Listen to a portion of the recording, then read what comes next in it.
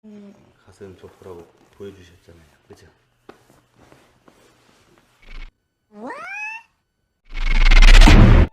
Di awal film kita akan langsung disambut dengan meriah oleh aksi cocok tanam dan perkejutan duniawi sepasang kekasih. Yang perempuan bernama Mbak Saibum dan yang laki-laki kita sudah kenal betul ya, Mas Sang Sang. Gak berapa lama dan memang sebaiknya ya jangan lama-lama juga, scene berpindah ke ruangan lain.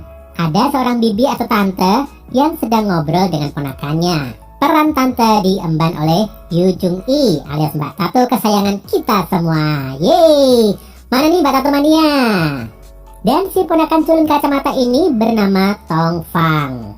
Ceritanya, Tong Fang ini berkunjung ke rumah bibi atau tantenya itu untuk meminta izin tinggal di rumah tantenya. Dia baru saja diterima kuliah di salah satu kampus yang gak jauh dari situ. Dan daripada keluar biaya kos, lebih baik dia tinggal di rumah tantenya. Apalagi tantenya Mbak Tato, ya kan? Singkat cerita, setelah ramah-ramah bertamu, si Tong membantu tantenya memasak nasi goreng.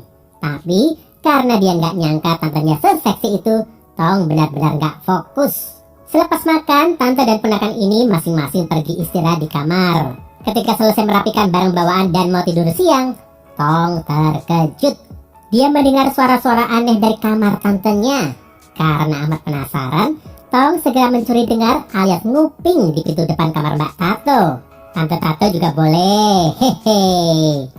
Ketika Tong berhasil sedikit membuka pintu kamar tantenya, yang mana sebenarnya ini tindakan ngawur, dia terbelalak.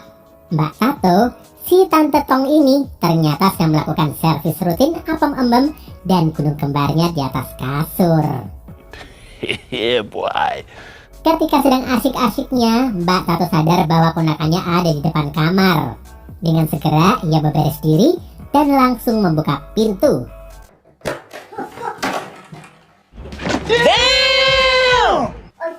Betapa malunya Tong karena dia ketahuan nguping dan ngintip apa yang dilakukan oleh tantenya. Tong mencoba mengakui kesalahan dan minta maaf pada Mbak Tato.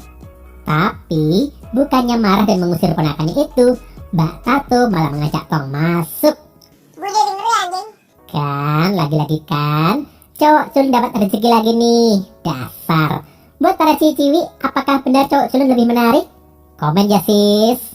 Tanpa basa-basi, Tong disuruh naik ke atas kasur oleh Mbak Tato. Oh my god! Wow! Ponakan dan tantenya ini setelah tarik ulur, kemudian sepakat untuk melakukan kolaborasi serabi lempit dan rudal ular derik Black Mamba. Suatu aksi yang membagongkan. Jangan ditiru ya teman-teman, jangan main-main, don't play. Keesokan paginya, Tong Fang nampak duduk-duduk santai makan es krim bersama temannya. Temannya itu ya, Mas Sang Sang. Sudahlah ini, Tong mainnya bareng Mas Sang Sang. Sudah pasti arah dan orientasi permainannya adalah seputar dunia perburuan serabi lempit, ya kan? Tiba-tiba Mbak Tato lewat di depan mereka. Tong memperkenalkan Mas Sang Sang kepada tantenya itu. Dan setelah Mbak Tato pulang ke rumah, Mas Sang Sang mengatakan pada si Tong bahwa tantenya jos sekali. Dan inilah dia sesekali main ke rumah Tong dan tantenya itu. Gak pakai rencana kapan-kapan, Mas Sang Sang langsung main ke rumah Mbak Tato.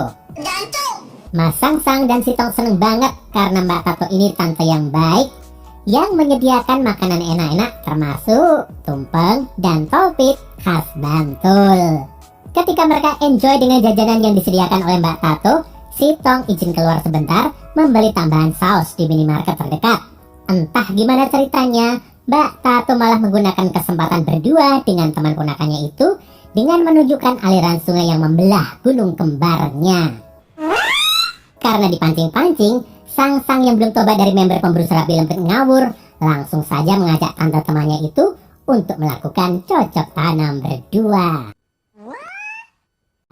Di tempat lain, di depan minimarket, si Tong bertemu dengan teman kuliahnya. Ya, itu adalah Saibum, yang sejak awal tadi kita tahu adalah pacar dari Mas Sang Sang. Mereka sekedar saling menyapa dan lalu si Tong pulang. Ketika si Tong sampai di rumah tantenya itu, betapa terkejut si cowok culun berkacamata ini. Ternyata tantenya si Mbak Tato sedang disikat habis apem embemnya oleh Mas Sang Sang. Suatu pemandangan yang membuat Sitong langsung mental breakdance ya bro. Keesokan paginya, Mas Sangsang ngedit bareng Mbak Saibum. Setelah jalan-jalan, mereka mampir warung makan untuk makan bersama. Akhir pekan dan ngedit belum lengkap bagi pasangan laknat ini, terutama Mas Sangsang. Mereka berdua mampir Red Window untuk melakukan cocok tanam dan perkejutan duniawi. Malam harinya ketika berpamitan sama-sama pulang ke rumah, Mbak Saibum ini merasakan ada yang aneh dari pacarnya. Ia memutuskan menguntit dan membuntuti Mas Sangsang. Ketika Mas Sangsang kelihatan masuk ke sebuah rumah, yaitu rumahnya Mbak Tato, Saibum kaget karena di belakangnya sudah ada Sitong. Sitong penasaran kenapa teman kuliahnya itu mengendap-endap malam-malam sampai ke rumah tantenya. Dua teman satu kampus itu kemudian pergi berdua untuk makan dan curhat-curhatan. Karena stres dengan kelakuan pacarnya yang mencurigakan, Mbak Saibum memutuskan untuk mabuk-mabukan saja. Dan sampai di situ, Mbak Saibum melampiaskan kegundahannya dengan meditasi. Tapi bohong. Dasar semuanya udah dirasuki DNA cocok tanam, si cowok culentong mendapat rezeki nomplok karena teman kuliahnya itu mengajaknya melakukan pergenjutan duniawi saja. Hayo, siapa yang kalau ada masalah sama pacar malah cari pelampiasan mabuk dan jajan cocok tan... sudahlah. Keesokan paginya, kekesalan Mbak Saibum masih menyisakan residu-residunya. Mbak Saibum melabrak rumah yang kemarin dimasuki pacarnya. Terobos aja lah anjing ah. Langsunglah Saibum beradu mulut. Cekcok maksudnya. Dengan Mbak Tato yang gak mengerti ngapain ini cewek aneh masuk ke rumahnya dan langsung marah-marah. Bentar, kalian di mana nih? Mbak Tato atau Mbak Saibum, gengs? Ketika mereka sedang adu besar-besaran emosi maksudnya, Sitong dan Mas Sangsang datang. Di depan Mbak Tato dan si ponakan Tong Fang, Mbak Saibum langsung bertukar jigong dengan pacarnya, yaitu Mas Sangsang. Mbak Saibum sengaja memanas-manasi Mbak Tato yang diserangnya dan dicurigainya sebagai pelakor sejak tadi.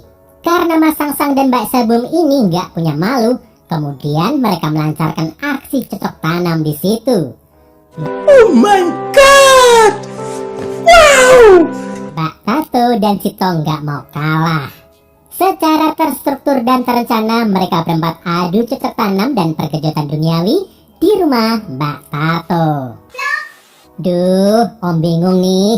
Ada masalah bukannya diskusi musyawarah, malah panas-panasan dan saling sindir serang lewat aksi cocok tanam. Kebersamaan sih kebersamaan, tapi nggak gini juga dong. Singkat cerita, karena kejadian aneh itu, Sitong dan Mas Sangsang malah timbul ide gila lain. Mbak Saibum dicampakkan dan mereka malah berencana bermain dan belajar bersama si tante. Setelah menelpon dan mengatur strategi, kita akan melihat suatu aksi beng-beng antara Mbak Tato, si tante ganas, bersama ponakan dan teman ponakannya. Emang dasarnya semuanya sudah kecanduan pergenjutan duniawi. 3 orang itu akhirnya saling jual beli serangan di rumah Mbak Tato. What the fuck? Cowok culun alias Sitong dan Mas Sangsang panen besar, gengs. Dan film pun selesai.